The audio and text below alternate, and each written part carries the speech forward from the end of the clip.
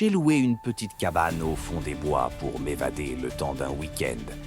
L'annonce promettait un endroit isolé, parfait pour fuir le tumulte du quotidien. Cela semblait idéal. Juste moi, la forêt et quelques bons livres. La cabane était charmante, rustique mais bien entretenue. Un petit salon chaleureux, une cuisine minuscule et une chambre en mezzanine accessible par un escalier en bois étroit. La seule chose qui m'a intrigué était la porte au fond de la cabane. Elle était lourde en métal et verrouillée par un énorme cadenas. J'ai supposé qu'elle menait à un espace de rangement et je n'y ai pas prêté plus d'attention.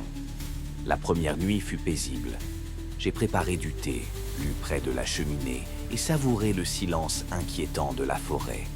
Mais au moment de me coucher, je l'ai entendu. Un léger grattement venant du rez-de-chaussée. Mon cœur s'est arrêté une seconde.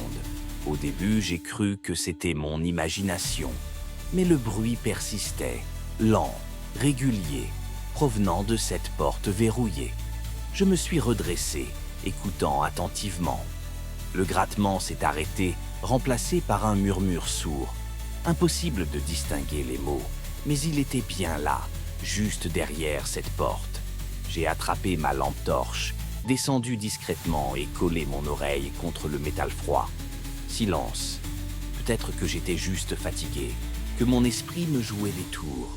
J'ai haussé les épaules et suis remonté me coucher, mais j'ai eu du mal à trouver le sommeil. Le lendemain, j'ai tenté de ne pas y penser. Je suis parti en randonnée, j'ai pris quelques photos du lac et essayé de me détendre. Mais ce malaise ne me quittait pas. À chaque passage devant la porte verrouillée, j'avais cette sensation étrange d'être observé. Cette nuit-là, allongé dans mon lit, le grattement a recommencé. Plus fort cette fois, plus pressant. J'ai tiré la couverture sur ma tête, espérant étouffer le bruit.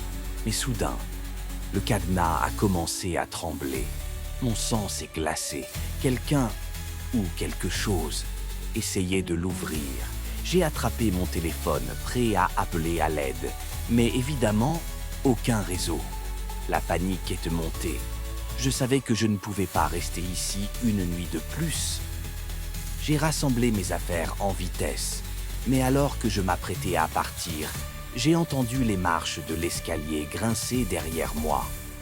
Mon cœur s'est serré. Je n'ai pas osé me retourner. J'ai filé par la porte d'entrée, les verrouillé derrière moi et couru jusqu'à ma voiture. Juste avant de démarrer, j'ai jeté un dernier regard à la cabane. À travers la fenêtre, j'ai vu une silhouette en haut de l'escalier. Elle me regardait. Je ne suis jamais retourné là-bas. Lorsque j'ai contacté le propriétaire le lendemain pour lui signaler l'incident, il s'est contenté de dire « Ah, vous l'avez entendu, vous aussi ?» J'ai raccroché et je n'y ai plus jamais remis les pieds.